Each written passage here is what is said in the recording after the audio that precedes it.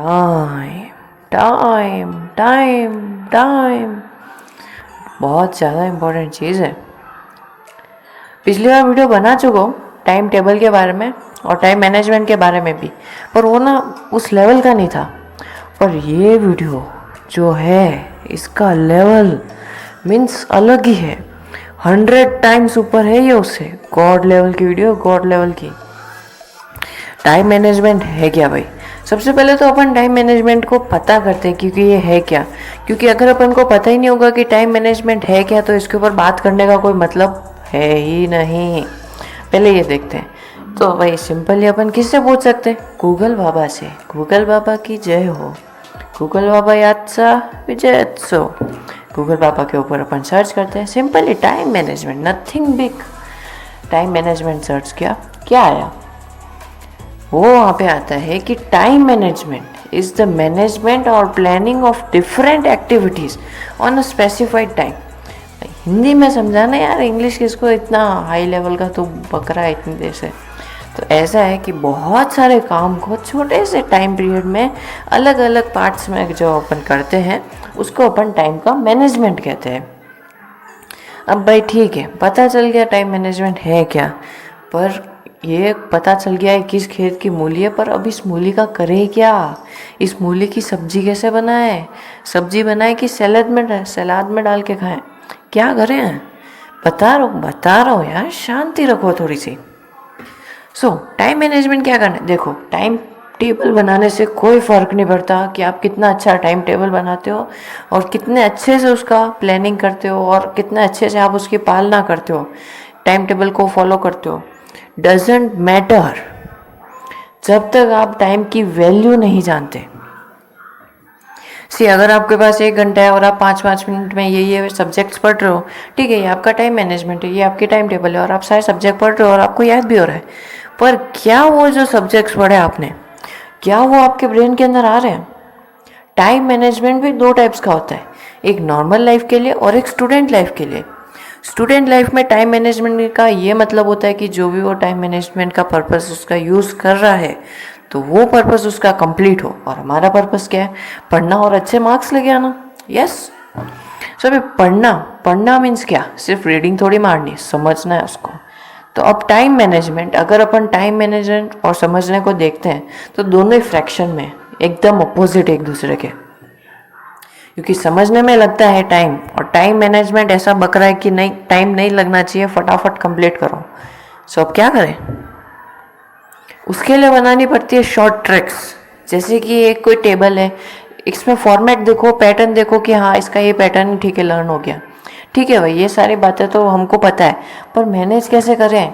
हमारी tuition classes है, online classes है, ऑफलाइन क्लासेस हैं, और पता नहीं कौन कौन सी क्लासेस हैं, और भी बहुत सारी क्लासेस हैं, इंटर एक्टिविटियल, बहुत सारी क्लासेस हैं हमारी, और बिल्कुल भी टाइम नहीं मिलता है। हम 12-2 बजे सोते हैं और 5 बजे उठते हैं। नींद कितनी निकाल रहे हो? चलो 2 बजे से लेके 3 बजे तक 1 घंटा, फिर 4-5, 3 घंटे की नींद। क्या बात है, फिजियोलॉजिस्ट कहते हैं 8 घंटे की नींद पूरी करो। भाई ये क्या हो रहा है? ऐसा तो नहीं होना चाहिए था, जबकि पूरे दिन भी पढ़ रहे हो और पूरी आधी रात भी पढ़ रहे हो। फिर क्या हो रहा है यार? टाइम तो मैनेज हो ही नहीं रहा। इसको थोड़ी कहते हैं टाइम मैनेजमेंट। ऐसा होता ही नहीं है टाइम मैनेजमेंट। ऐसा करो कि सबसे पहले तो आप ऐसा करो, एक पूरे दिन सो नहीं, रात को पढ़ो और दिन को भी पढ़ो, फिर देखो कि किस टाइम आपको वो दोनों चीज़ें अच्छे से लर्न हुई। जिस टाइम में आपको दोनों चीज़ें एकदम ब्रेन में चली जाए, जैसे कि मॉर्निंग में गई तो ठीक है भाई, मॉर्निंग का टाइम इंक्रीज कर देते हैं, अपन 4 बजे का रख लेते हैं, 4 बजे से 9 बजे तक का, ठीक है।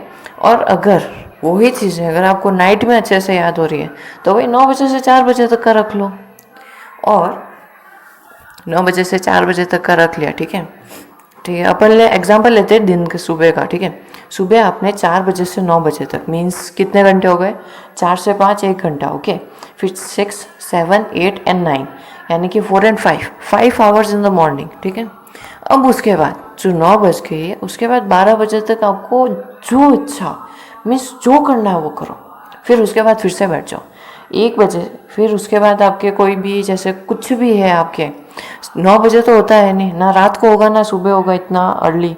और अगर स्कूल भी है तो थोड़ा बहुत टाइम मैनेजमेंट कर लेते हैं अपन, थोड़ा और अपन जल्दी उठ जाते हैं तो अपन 3 बजे का रख लेते हैं। अगर स्कूल जल्दी है आपके तो 3 बजे से 8 बजे तक का, ठीक है। तो 3 बजे से 8 बजे तक का, ठीक है भाई, 5 बजे तक हो गया। तो अपन स्कूल और सारी एक्टिविटीज़ करके अपन 6 बजे तक का अपना मान लेते हैं कि 6 बजे तक मेरे सारे वर्क कंप्लीट हो जाएंगे। फिर मैं मेरी मर्ज़ी में चाहूँ जो कर सकता हूँ। अब 6 बजे के बाद क्या करना है, 6 बजे तक में आपको आपका सब कुछ मैनेज करना है। उसमें आपको स्कूल भी जाना है, आपकी एक्टिविटीज़ भी करनी है, और तो और आपका वर्क भी करना है। इसमें आपकी स्पीड बहुत ज़्यादा मैटर करती है। जितनी ज़्यादा अच्छे से स्पीड रखोगे वैसा ही उतना ही अच्छा रिजल्ट आएगा। लर्निंग की टेंशन मत लो इस टाइम पीरियड में, क्योंकि लर्निंग जो है वो आप दिन सुबह वाले टाइम में कर रहे हो। 3 बजे से 8 या फिर 9 बजे तक वाला जो टाइम है उसके अंदर आप कर रहे हो, या फिर रात का 9 बजे से लेकर 6 बजे तक का जो है उसमें आप पढ़ रहे हो, बहुत ही ज़्यादा अच्छे से पढ़ रहे हो। तो लर्निंग में आपको टेंशन लेने की ज़रूरत नहीं। इम्पॉर्टेंट दूसरी चीज़ ये है कि वर्क, आपका जो स्कूल का होमवर्क है वो भी कंप्लीट होना चाहिए, क्योंकि उस असाइनमेंट के भी मार्क्स मिलेंगे। Date also matter. अगर 95+ लेके आना तो भाई एवरीथिंग मैटर्स।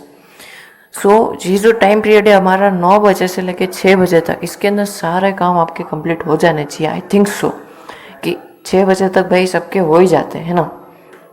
और नहीं भी होते तो भाई कुछ भी करो, पर अपने पेरेंट्स को रिक्वेस्ट करो कि मैं घर पर पढ़ लूँगा, पर मैं इतनी सारी चीज़ें नहीं कर सकता, क्योंकि भाई इसका कोई मतलब नहीं है।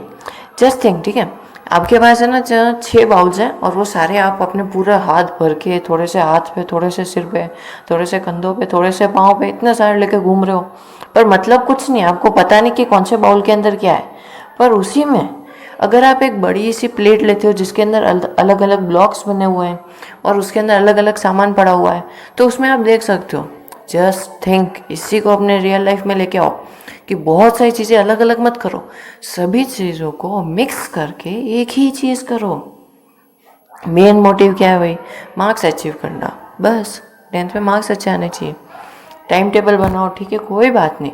एक्टिविटीज़ में अगर आपको जाना है, ठीक है, जाओ, कोई बात नहीं, पर भाई अपने ऊपर भी प्रिपेयर रखो। अब जैसे कि देखो, अब जैसे कि कुछ होंगे जिनको RD शर्मा करना है, RS शर्मा करना है और दूसरे रेफरेंस करने हैं, तो फिर भाई उनको क्या करने का है।